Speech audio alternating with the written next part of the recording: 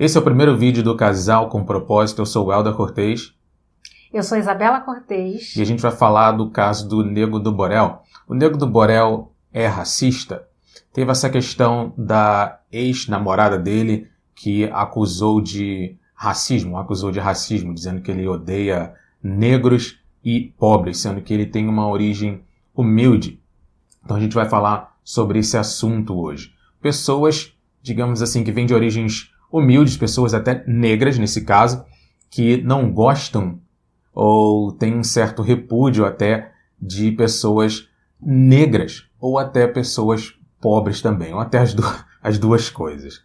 Né? Então a gente vai ter um tom até mais técnico. Eu estou com a minha esposa aqui, a Isabela, ela vai falar sobre a parte mais técnica e eu, de intrujão, vou fazer alguns comentários, algumas questões, vou falar até de algumas experiências próprias, né? Algumas coisas que aconteceram comigo, até para ressaltar essa questão. Você quer começar? Então vamos lá. Como terapeuta eu vou trazer um pouquinho, né, desse olhar e sempre por esse ângulo da mente humana. Quando a gente fala de racismo, hoje em dia a gente tem o campo das militâncias, né? E esse campo das militâncias vai muito pelo campo da sociologia. E às vezes existe uma rixinha entre o campo da sociologia e o campo da psicologia e da mente humana, né? Porque, de fato, o racismo, né, é um fato e pelo campo da sociologia muitas pessoas falam do racismo estrutural. Mas pelo campo, né, da mente humana, existe o racismo internalizado, que é um conceito que mostra que às vezes a gente absorve, né, um conceito, um comportamento, uma ideia, um jeito, né, de tratar as outras pessoas a partir dos traumas da infância e de como nós fomos tratados em outros momentos, né? Exatamente. Então, assim, existem as duas coisas e, ao meu ver, as duas coisas se complementam e não são rivais, como muitas vezes os campos, né, científicos gostam de colocar. Na verdade, são complementares, né? Se é que realmente essa coisa aconteceu, né, do Nego do Borel, se realmente ele tem esse tipo de preconceito, tá, com relação a pessoas negras ou até pobres, eu poderia até caracterizar isso como um racismo internalizado. O que acontece? Tem pessoas que essa questão do racismo internalizado que você acabou de mencionar, elas se sentem, de uma certa forma, inferiores e elas querem imitar, digamos assim, ou fazer parte daquela classe dominante, daquele grupo dominante. Então a pessoa é negra, mas ela praticamente não quer se ver ou não se vê como negra e quer se ver como branca, digamos assim, eu falando negros e brancos, mas aí vai depender do grupo dominante. Então, talvez o Nego do Borel, talvez esse seja o caso, ele não se vê como um negro, né? Ele já se vê mais, porque ela falou que ele até se odeia, digamos assim, ele não odeia a própria cor, digamos assim, então ele não se vê como um negro, ele se vê aí talvez como parte da classe dominante, da elite, que em teoria seria branca. Mas falando de Brasil é um pouquinho complicado, mas ele já não se vê mais como parte daquele grupo que ele veio, né, que é da favela e tal. E praticamente aí é o que dizem, né? O que ela diz, que ele fazia esses vídeos somente para se promover, ajudando as pessoas, que quando desligava a câmera, ele praticamente aí desprezava todo mundo. Isso realmente acontece. Essa sua colocação me lembrou uma passagem de Paulo Freire, né, que sou professora também por formação, de que quando a educação não é libertadora, o sonho do oprimido é ser o opressor. Então, assim, eu vejo que existe muito disso, mas eu vejo também na sociedade uma coisa até mais profunda, né? Aí a gente vai para o campo mais profundo da mente humana, que são os transtornos de personalidade. Então, assim, hoje em dia a gente costuma falar, até nos estudos, né, da psicanálise, que é a minha área, a gente costuma falar sobre a pós-modernidade líquida. E a pós-modernidade líquida é esse mundo, né, de selfies, de fakes, né, fake news e fake nós temos um pouco essa coisa da máscara, do fake, do parecer versus o ser, né? Hoje é como se fosse uma sociedade em que o parecer fosse mais importante do que o ser. E assim, existem de fato, né, pelo campo da psiquiatria, né, os transtornos de personalidade. Então, alguns deles têm essas coisas de manipulação, então você manipula a própria imagem também. Então a gente não sabe dizer, né, qual é o caso, né, específico, mas em tese, falando assim de um modo geral, existe muito isso também, porque às vezes é interessante ficar desse lado da vítima para que eu possa me promover na sociedade. Infelizmente isso existe. Não no sentido de quem de fato sofre o dano, mas sim no sentido, né, de uma imagem, né? Mas então, nesse caso ele seria entrar nessa imagem de quem sofre o dano também é algo que promove. Mas nesse caso ele seria vítima de quê? Não sei se ele seria vítima. Você está falando dele diretamente assim, dele. Se esse fosse o caso dele, seria talvez ele se visse como uma vítima? Se ele se visse como uma vítima? Não, é porque houve uma parte da história, né, pelo pouquinho lá que eu pesquisei, que ele se colocou assim em relação aos pais dela. Porque isso. O que acontece, né? Os pais dela, né, da Duda Reis, que é uma atriz, que é uma influenciadora digital, não aceitam há muito tempo o relacionamento deles dois. Yes. E nisso houve até ameaças de entrar na justiça e tal, tanto da filha desses pais que sempre foram contra, né, a Duda Reis, quanto dele, né, principalmente vindo dele, né, porque ele alegou estar sofrendo racismo. Então ela justamente está jogando tudo isso daí no ventilador agora porque está querendo dizer não, a história verdadeira é o contrário. Na verdade, ele sempre foi racista com ele mesmo e com as pessoas da classe dele. Uma reviravolta gigantesca. Uma reviravolta gigantesca. Típica de novela mexicana. Exatamente. E assim, e ela ficou até contra os próprios pais. E aí que eu venho para o meu campo, né, da psique, né, do inconsciente e tudo mais. E isso é muito comum, sabe?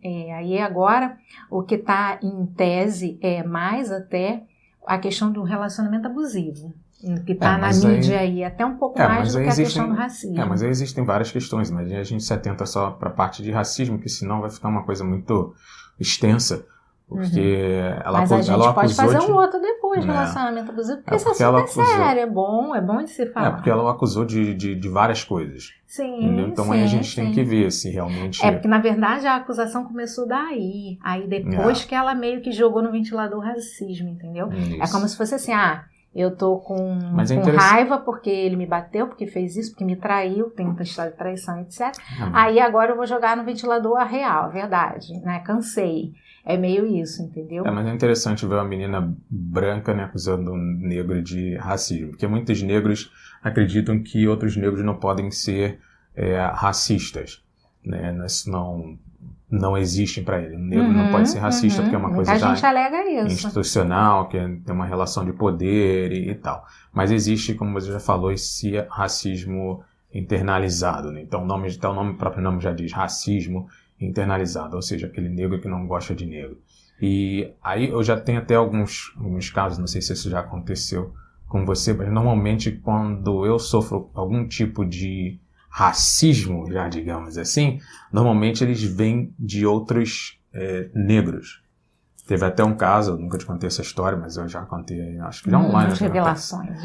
Não, mas aí o que acontece? A gente estava na praia, estava até com alguns amigos lá, a irmã do nosso Batata lá, e aí o que acontece? Eu estava com um americano, e aí um moleque veio e roubou o dinheiro dele, ele foi pagar o negócio, o moleque veio lá em Copacabana, aí o moleque veio, pegou o dinheiro da mão dele e saiu correndo, e aí eu fui correndo atrás dele, aí na época eu ainda estava no top ainda do físico ainda, aí corria pra caramba, que cheguei perto do moleque, que o moleque corria pra caramba, aí ficou dois caras, eu tava sem camisa, só de short, aí ficou dois pretinhos correndo lá na avenida aquela principal de Copacabana, os carros tudo parando, parecia negócio de filme, Aí quando eu cheguei perto dele, ele falou, não tio, jogou o dinheiro no chão. Aí continuou correndo. Aí eu parei, peguei o dinheiro, e aí nisso quando eu tô voltando, né, aí quem a polícia acha que roubou? Eu. Gente, só tô sabendo disso agora, que absurdo. Quem a polícia acha que roubou, cara? Eu. E aí o que acontece? Aí vem aquela pessoa toda em volta, aquele círculo e tal, e aí tinha um policial que era negro, né, e um policial branco e um negro. E aí esse policial negro era o que mais me tratava mal, era o que tava doidinho para que eu reagisse, porque ele me segurava com uma mão assim, né, mas aí me puxava e falava algumas besteiras. Ele tava doidinho para que eu reagisse no calor do momento, para que ele fizesse alguma besteira comigo. E você via na cara dele que ele tava com vontade mesmo de fazer alguma besteira.